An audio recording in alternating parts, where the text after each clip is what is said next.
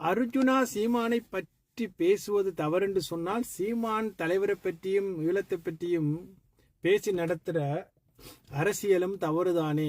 என்னத்துக்குடா நீ சீமானுக்கு செம்பதுக்கி கொண்டு வர அப்படின்னு கேட்குறாங்க. உறவு, நான் ஒன்று சொல்கிறேன், எனக்கு தெரிஞ்ச என்னுடைய கருத்தை மட்டும் சொல்லுறேன். நான் சீமானை எப்படி பார்க்குறேன் அப்படின்னு. இருந்தாலும் பெருமை, இல்லாவிட்டாலும் பெருமை அப்படின்றது நம்மளுடைய தலைவர் ஒருவர் தான். அவரை வைத்து கடந்த 70ஆம் ஆண்டு காலத்தில் இருந்து இந்திய அரசியல் நடத்தி கொண்டு தான் இருக்குது. எம்ஜிஆர் தொட்டு முதலமைச்சர் கருணாநிதி, ஜெயலலிதா, இப்போ சீமான்.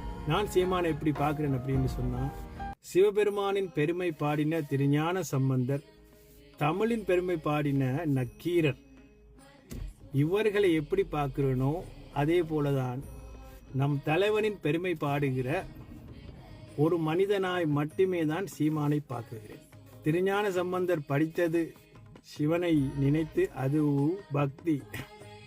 சீமான் சொல்வது அரசியல். பக்திக்கு நீங்க எப்படி உண்டியல்ல காசு போடுவீர்களோ அதுபோல அவன் பேசுறதுக்கு ஈழ மக்கள் உதவி செய்தார்கள். இவ்வளவுதான் அவனுடைய அரசியல். புரியுதா உங்களுக்கு? 2009ஆம் ஆண்டுக்கு பிறகு நம்மட தமிழ் மக்களுக்கு நடந்த துயரமான செயல்களையும் பிரபாகரனையும் அந்த புலிக்கொடியை நின்று தோல் மீது சுமந்து கொண்டு இருக்கிற ஒரே ஒரு பர்சன் சீமான் மட்டும்தான். அவன் எதுக்கு பேசினா, என்னத்துக்கு பேசினா என்னதை விட்டுருது.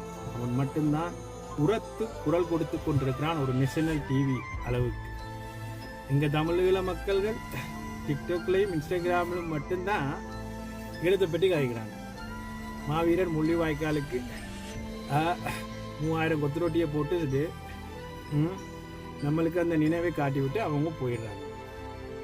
புரியுதா அவங்களுக்கு? இதுதான் நடக்குது.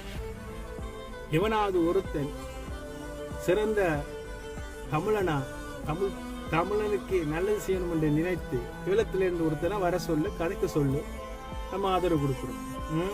தமிழ் கட்சி செய்துச்சா அல்ல இந்த கன்றாவி பிடிச்ச அர்ஜுனா செய்தான்.